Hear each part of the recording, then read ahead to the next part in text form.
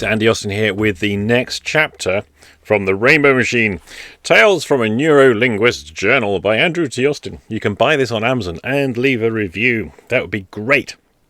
Right, this chapter I'm going to review is Seeing Red. Now, for those who are familiar with the story, a young offender, is a young kid basically, he's a young hooligan, comes to see me in my office and I provoke him in such a way, and while he then is in a rage, I pull out a chicken, and a dead chicken, and he beats up the chicken. Having filmed the whole thing, I get him then to watch back the video of himself doing the thing he just did. This is ridiculous. I mean, this whole chapter is one of those ones I actually, to be honest, I find quite embarrassing for a number of reasons. Now, the incident itself did take place. The whole scene took place pretty much as described. It's the way it's described that I find a little bit cringeworthy and kind of have a little bit of regret for now. Predominantly because I'm referring to this taking place in my office. Which kind of adds a nice professional touch and a bit of kudos to the situation. I didn't have an office. I don't think I've ever had an office.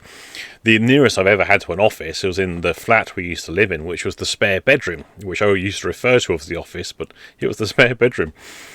Where I lived at the time, I lived in what we called the bunker. It was an underground basement flat right in the city centre. The advantage of living in the city centre, of course, is you're never alone, plus also the opportunity to have a quite diverse range of referrals and clients, because I was quite connected to the social infrastructure of the city, the social support infrastructure through housing and welfare and all those kinds of things, and also through healthcare. So I used to get quite a good stream of interesting referrals. It was a one-room basement flat which had a tiny kitchen coming off, which was like a little cubicle kitchen and a little cubicle bathroom. And then weirdly, through the bathroom, there was actually a store cupboard, which I often thought I could move my bed in there and actually have that as my bedroom, but it didn't have any ventilation to it, so that was why I never did that. So essentially, it was my one-room basement flat, and the bed was a fold-up thing into the wall. So that's where I lived, and that was the office when this scene took place. Now, one of the problems about retelling a story for publication is the story then gets recrafted in a linear, logical way to make it readable. When we read case studies that are rewritten for publication, they tend to be very well described. The reality of these sort of sessions is they're a lot more chaotic and disorganized than actually the description would give it. It's much like if you read a report of a boxing match. Now, a particular piece of the fight might only be like 90 seconds.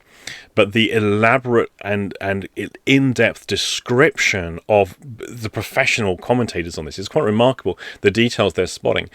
It sounds like it's a completely different time frame, a completely different reality that's being described to two blokes bashing each other in the boxing ring. And I sometimes think that descriptions of client work read the same way and actually are not really that reflective of reality. So now, why did I have a raw chicken under my chair in the office? Well, simply because I didn't have a freezer, and I had a tiny little fridge in the tiny cubicle kitchen. I couldn't fit the chicken in there, and I had bought stuff earlier on that day, and I was going to cook that chicken later on in the day, and so the only place I had to put it was under the chair. And that just seemed like when I unpacked the shopping earlier that morning, that's where I'd put the chicken. So there was no preordained plan that I was going to get him to beat up the chicken. That wasn't part of the plan. I was going to work with whatever happened. And for me, pulling out that chicken and utilizing it was just really an element of utilization on my part. No pre-planning of it. Because it's not pre-planned and I'm working reflexively with what arises, the interactions are not so well scripted as they occur in the chapter. The conversation is pretty much what happened, but that's not how it happens. If you look at teenage dramas or any comedy, I'm thinking of the British series The In-Betweeners. If you notice that teenagers in movies and comedies, that kind of stuff, they're always very articulate. They're always emotionally articulate, and have great rapport with each other and bounce phrases and expressions. And then you look at how teenagers really communicate with each other. They're not really very... there's not a great alignment between real-world teenagers and how they communicate with each other and how they do in the movies. And I think this is this chapter is one of those chapters that it misleads the reader into something else happening. And also the use of The Office, when I didn't even have such an office. That was just an unfortunate thing.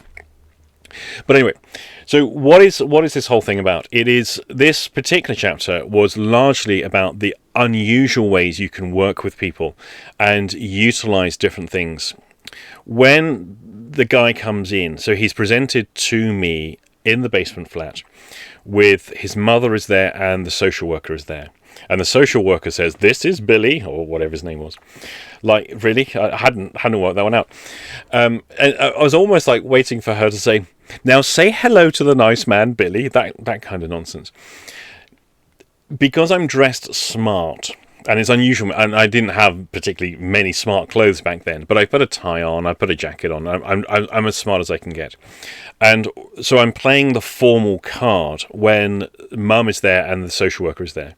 Once I've dismissed them and I've got the guy sitting in front of me and he's quite nervous, I take my tie off, because I don't need that anymore, because I'm only doing this to please the adults.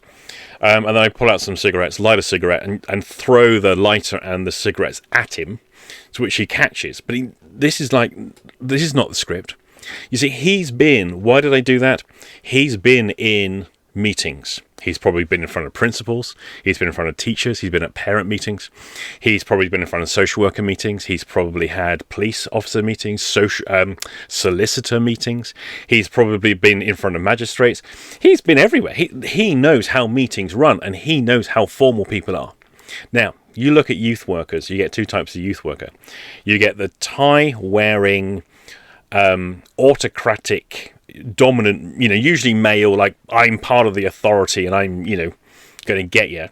Or you get the left-wing, long hair, beard, big jumper, sandal-wearing Guardian reader. And you tend to get, really, the two stereotypes, the Daily Mail reader versus the Guardian reader tend to be the two stereotypes. Well, what am I going to do that's different? How am I going to get a relationship with this kid that is going to be different to what he's already had? Because clearly everything he's had so far has failed. He has not been helped by anybody yet. Even threats of being locked up in whatever youth detention hasn't dissuaded him. So I've got to be careful in how I present myself. I've got to be careful with the paradigm I'm opening up.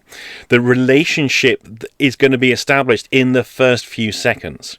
And what I've got to do is get control of that very quickly. Now, I can't I can't play this game to the mother or to the social worker, because that's going to cause a reaction from them and all sorts of problems. But I can play professional card with them and then change the rules with the kid and then ask him, "Do you like veal?" That was my first line to him. "Do you like veal?" And he's like, "What?" That comes from baby cows.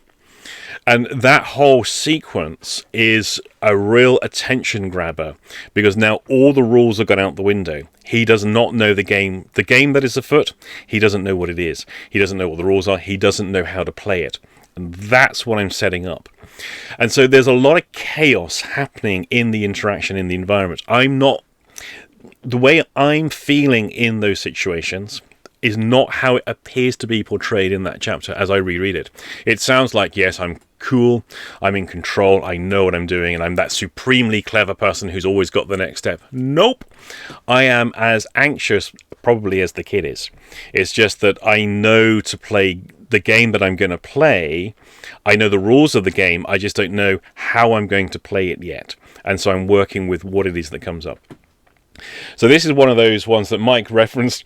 Some of these chapters are turning into confessionals, and I think this is one of those ones I wanted to confess, because since it was published and I read it in the book, I thought, I'm not too. I don't like that.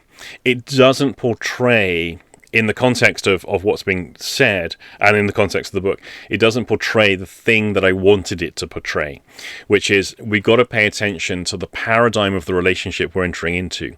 And the paradigm is preset before we've even started speaking. And unless we're aware of those things, that itself can become problematic in the therapeutic exchange that we have. As ever, if you've read that chapter, if you have any thoughts on it, if you have anything you want to add to it or anything else, do please put in the comment section below. It helps the YouTube algorithm.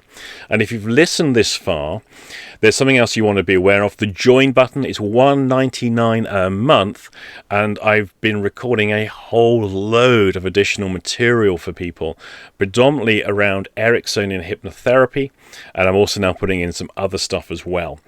And the archive of member-only material is growing every week. I'm putting up new videos every Wednesday, and on most Fridays I'm then putting up a longer one that's on different topics. I'm doing a lot of live streaming stuff as well. When I say a lot, I've done 3 so far, but there'll be more to come. So do please consider clicking the join button and click that like button and leave a comment, and it's all happening on YouTube. Isn't that exciting?